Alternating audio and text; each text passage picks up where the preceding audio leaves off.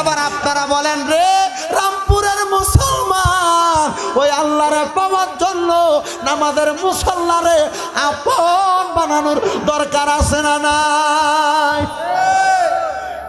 আর কা ছিল নামাজ পড়ার যে পাঞ্জাবি, এটা হযরত আসলাম তুসি জিজ্ঞাসা করছে, বলছে আমার গায়ের পাঞ্জাবিটা কাফন হিসাবে দিও, আর কবরে দেওয়ার সময় আমি যে বিছানায় নামাজ পড়তাম এটার মোছরাইয়া দিয়ে দিও।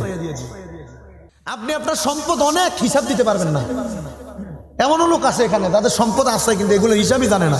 অনেক সম্পদ আছে আপনাদের, মা বোন আছেন অনেক, আপনি দুনিয়া দুনিয়া করতে করতে আপনার আখেরাত ভুলে গেছেন। আল্লাহর রাস্তায় মাপ চাই মা, আমি আপনাদের মতো একজন মায়ের গর্ভের সন্তান। আপনারা এখানে অনেকে আছেন দুনিয়া দুনিয়া করতে করতে নামাজ শেষ, ইবাদত শেষ, আল্লাহর পথ থেকে দূরে চলে গেছেন। এই কথা বলেন না কেন? আপনি আপনার